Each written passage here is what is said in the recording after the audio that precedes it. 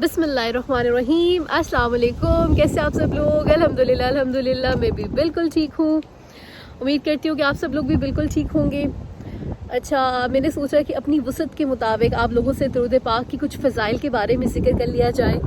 देखिए, दरूद पाक तो एक ऐसा ज़िक्र है कि जिसका हुक्म हमें हमारे प्यारे अल्लाह ने दिया है। तो अल्लाह पाक फरमाते हैं कि ए लोगों, मैं और मेरे फ़रिश्ते हम दरूद पढ़ते हैं आप सल्लल्लाहु अलैहि वसल्लम पर। तो फिर हमें भी हुक्म दिया कि तुम लोग, ए लोगों, तुम भी आप सल्लल्लाहु अलैहि वसल्लम पर दरूद भेजा करो। तो देखें, जब अल्लाह पाक ने कह दिया इतनी फजीलत है दरूद की, तो फिर उसके पीछे तो क्वेश्चन बचता ही नहीं है।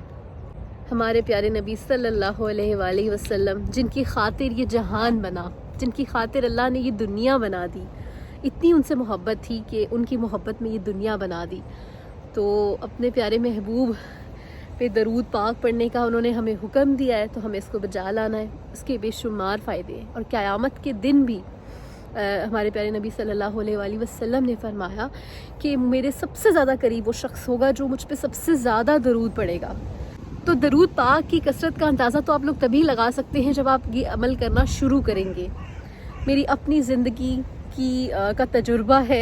एक वक्त था, अब तो थोड़ा सा कम हो गया, लेकिन एक वक्त था कि मैं बेशुमार दरूद पाक पढ़ती होती थी। अभी भी कोशिश करती हूँ कि मैं पढ़ लिया करूँ, लेकिन एक वक्त था कि जब मैं बेशुमार या कसरत के साथ दरूद पाक पढ़ती थी और वाकई मेरे अपने अंदर और मेरी अपनी ज़िंदगी में बेशुमार तब्दीलियाँ रूनुमा हुई।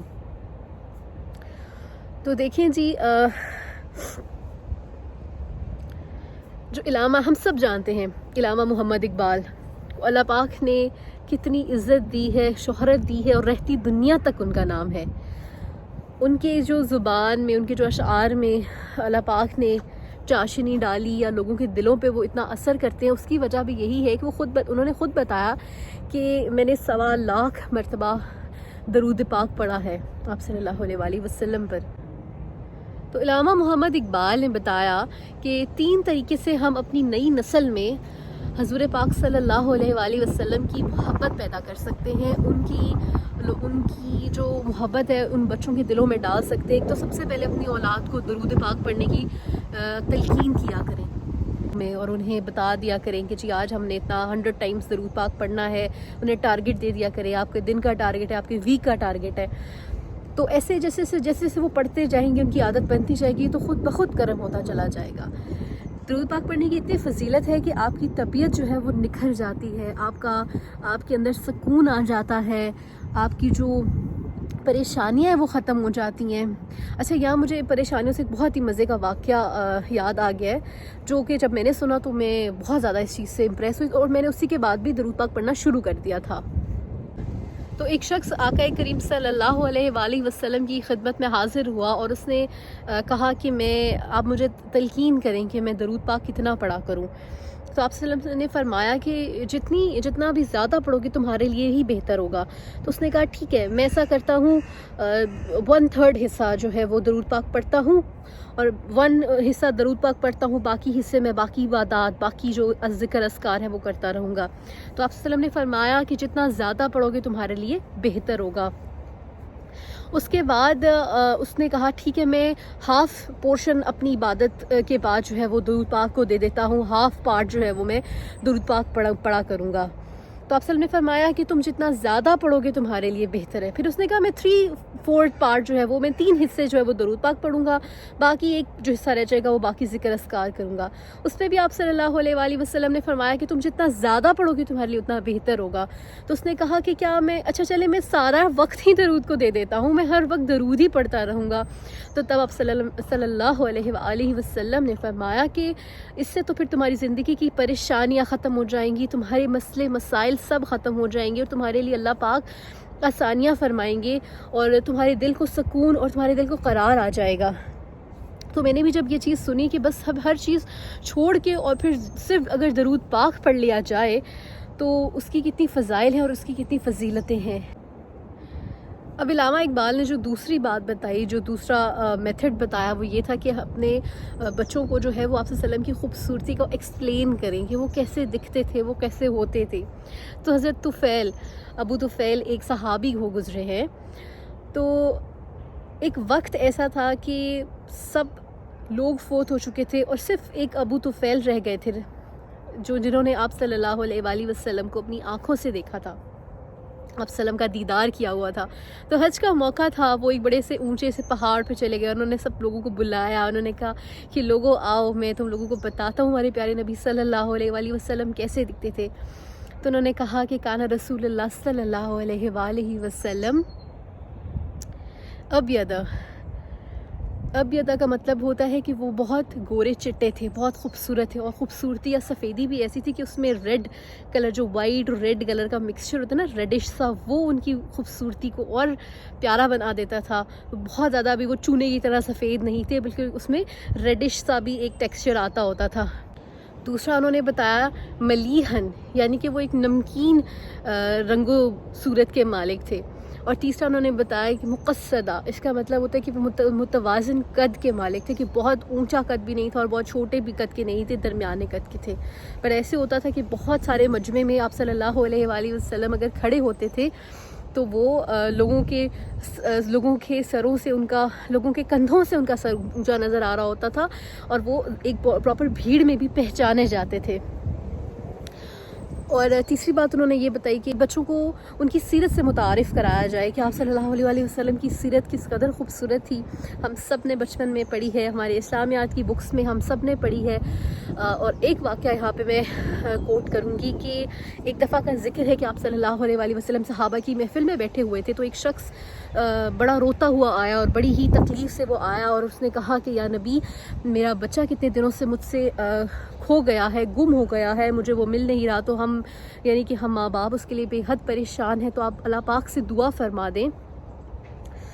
تو انہوں نے ابھی آپ صلی اللہ علیہ وآلہ وسلم نے ہاتھ نہیں اٹھائے تھے، لیکن جب وہ فریاد کر رہا تھا تو وہاں باقی لوگ بھی موجود تھے، تو ان میں سے ایک شخص نے کہا کہ ہاں میں نے اس کے بچے کو دیکھا ہے، وہ باقی بچوں کے ساتھ کھیل رہا ہے، وہ باقی میں بھی کسی ایک جگہ پر کچھ بچے اکٹھے کھیل رہے ہوتے، تو وہ بچہ بھی وہاں گھومتا کہیں چلا گیا اور وہ کھیل رہا ان کے ساتھ۔ تو جیسے اس بچے نے یہ سنا، جیسے اس کے باپ نے سنا کہ میرا بچہ اس جگہ پہ فلاں جگہ پہ کھیل رہا ہے، تو وہ بنا کچھ سوچے سمجھے وہاں سے بھاگ گیا۔ تو آپ صلی اللہ علیہ وآلہ وسلم نے شخص کو واپس بلوایا اپنی محفل میں۔ خیر وہ جب آیا تو اس نے کہا کہ آپ صلی اللہ علیہ وسلم نے فرمایا کہ تمہیں بہت جلدی ہے کہ اپنے بچے کو ملنے کی۔ تو اس نے کہا جی، اتنے دنوں سے بچھڑا ہوا ہے، مجھ سے تو صبر نہیں ہو رہا کہ میں جاؤں، جا کے اس کو گلے لگا لوں، اس کو پیار کروں۔